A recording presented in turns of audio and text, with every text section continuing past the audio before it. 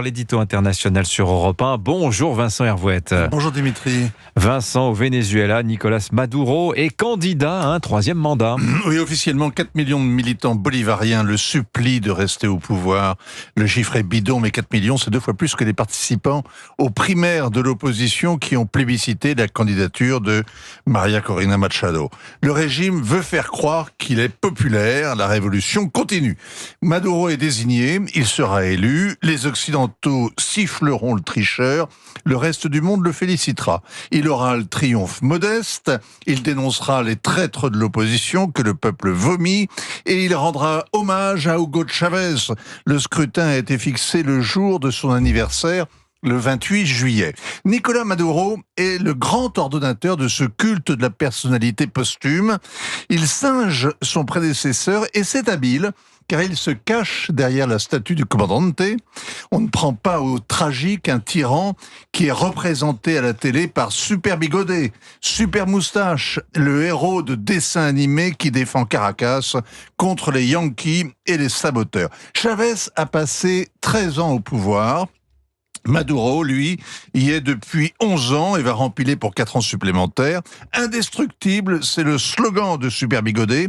Et il faut l'être pour avoir tenu, malgré la ruine, la fuite de 8 millions de Vénézuéliens à l'étranger, la mise en quarantaine, 60 pays ayant reconnu un opposant en exil comme président par intérim. Ce qui est dur, c'est durer.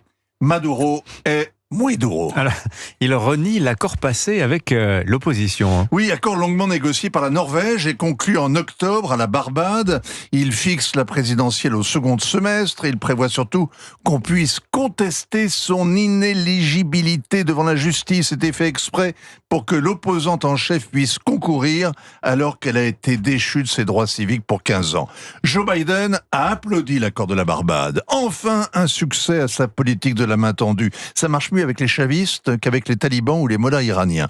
Depuis la guerre en Ukraine, Washington a recommencé à acheter du pétrole à Caracas et Biden a tout fait pour normaliser les relations. Il a levé les sanctions, il a fait libérer les 2 neveux de la première dame. On dit la première combattante à Caracas. Ils avaient été condamnés pour trafic de drogue. Et puis il a aussi renvoyé à Caracas l'homme de paille de Maduro qui était en prison pour blanchiment. Et puis il a protesté, à peine protesté, quand Caracas a prétendu annexer les 2 tiers du pays voisin pour mettre la main sur le pétrole. Vu de Washington, le Guyana, visiblement, n'est pas l'Ukraine. Vraiment, Nicolas Maduro a profité de ces 6 mois de détente comme de grandes vacances. Et puis, vous nous dites, Vincent, qu'il a mis bas les masques. Oui, la Cour suprême, dont il a désigné tous les juges, a rejeté la candidature de l'opposition.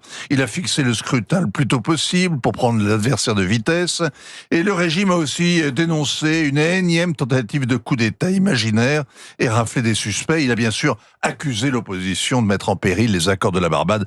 Ça, c'est le b.a.-ba de la dialectique. C'est simple, c'est brutal, c'est Maduro. Il est sûr d'être applaudi à Moscou et à la Havane, à Pékin et à Pyongyang, à Téhéran comme à Ankara. Il restera président à vie et l'international des tyrans ne le lâchera pas.